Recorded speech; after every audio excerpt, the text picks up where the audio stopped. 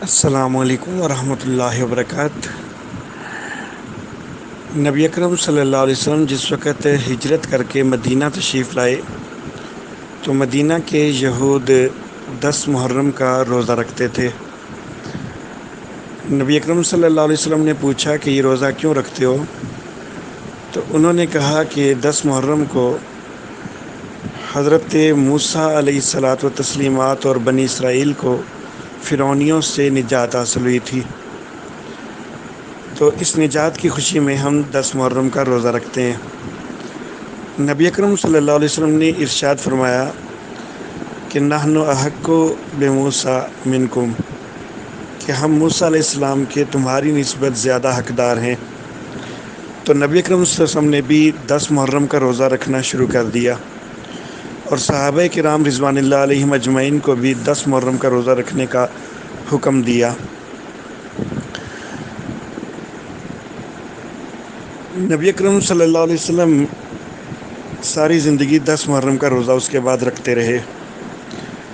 کچھ عرصہ بعد جب رمضان کے روزے فرض ہوئے تو اس سے پہلے چونکہ صحابہ کرام کو 10 محرم کے روزہ کا بھی آپ نے حکم دیا ہوا تھا، تو حکم کی وجہ سے یہ روزہ واجب قرار دیا گیا تھا۔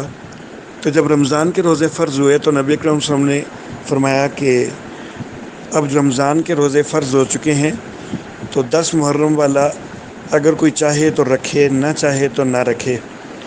تو گویا کہ جو پہلے وہ واجب تھا تو وہ واجب ہونا ختم ہو گیا، اب یہ سنت رہ گیا۔ بہرحال نبی اکرم صلی اللہ علیہ وسلم اپنی زندگی کے آخری سال تک 10 محرم کا روزہ رکھتے رہے۔ جب نبی اکرم صلی اللہ علیہ وسلم کی زندگی کا آخری محرم تھا، آپ نے تب بھی 10 محرم کا روزہ رکھا، لیکن اس سے چند دن بعد آپ نے ایک ارشاد فرمایا، اور وہ ارشاد یہ فرمایا کہ یہود کے انداز سے مخالفت کرنی چاہیے۔ یہود 10 محرم کا روزہ رکھتے ہیں، آئندہ سال میں زندہ رہا تو میں 9 کا بھی رکھوں گا۔ تو گویا کہ نبی اکرم صلی اللہ علیہ وسلم نے یہود کی مخالفت کی وجہ سے کہ یہود کے طرز کے خلاف کیا جائے، تو یہ فیصلہ کیا کہ آئندہ سال سے 9 اور 10 2 دن کا روزہ رکھوں گا۔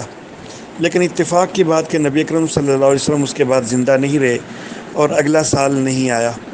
تو بہرحال چونکہ آپ کی خواہش یہ تھی کہ یہود کے طرز کی مخالفت ہونی چاہیے، تو اس لیے اب سنت یہی ہے کہ 9 10 کا روزہ رکھا جانا چاہیے۔ لیکن اگر کوئی 9 کو نہیں رکھ سکا کسی مجبوری کی بنا پر، تو پھر 10 11 کا رکھنا چاہیے،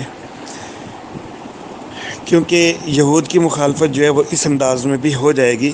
یہود ایک روزہ رکھتے ہیں اور نبی اکرم صلی اللہ علیہ وسلم نے مخالفت کا یہی انداز اختیار کرنا چاہا تھا کہ 2 روزے رکھے جائیں، تو آپ نے 9 کا لفظ استعمال کیا تھا، تو اس لیے زیادہ مناسب تو یہی ہے کہ 9 10 کو رکھا جائے۔ لیکن اگر کوئی 9 کو نہیں رکھ سکا تو پھر 10 11 کو رکھنا چاہیے۔